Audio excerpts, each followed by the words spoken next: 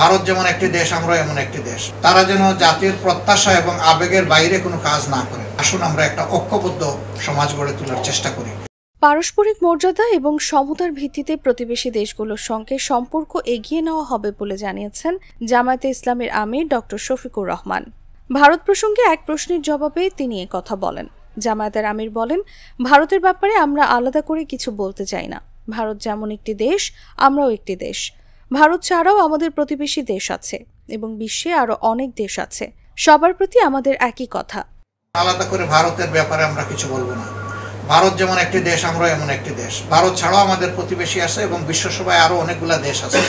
সবার প্রতি আমাদের একই কথা যে বিশ্বসভার সমস্ত সদস্যরা আমরা মিলেমিশে পারস্পরিক মর্যাদা এবং সমতার ভিত্তিতে আমরা আমাদের সম্পর্ককে সামনে এগিয়ে নিব। অন্তর্বর্তী সরকার প্রসঙ্গে ডক্টর শফিকুর রহমান বলেন, আমরা কেউ ভুলের ঊর্ধ্বে না। যারা দায়িত্বে আছেন তারা এ দেশেরই মানুষ। আমরা দেশবাসী ঐক্যমতের ভিত্তিতে তাদের দায়িত্ব দিয়েছি। সুতরাং তারা যদি ভালো কিছু করে তাহলে দেশবাসী উপকৃত হবে, আমিও আপনি উপকৃত হব। তারা যদি কোনো ভুল করেন আমরা তা ধরিয়ে দেব এবং সংশোধন করে দেব।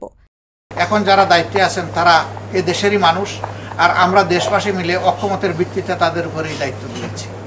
সুতরাং তারা যদি ভালো কিছু করেন তাহলে দেশবাসী উপকৃত হবে, আমি উপকৃত হব, আপনি উপকৃত হবেন। কিন্তু তারা যদি কোনো ভুল করেন আমরা তাদেরকে ধরে দেব, সংশোধন করে দেব।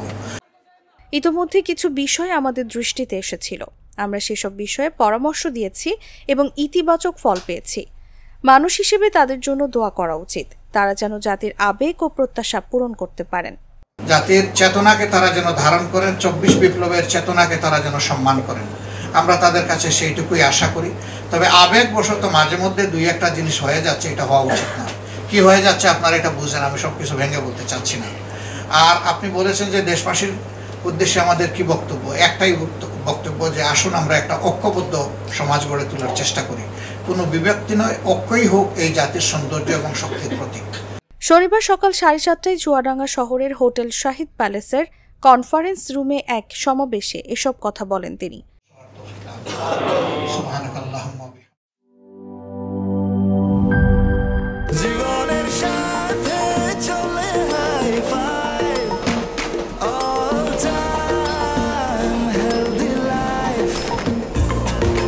জার্নিতে স্বাস্থ্যকর all time family cake, all time healthy life.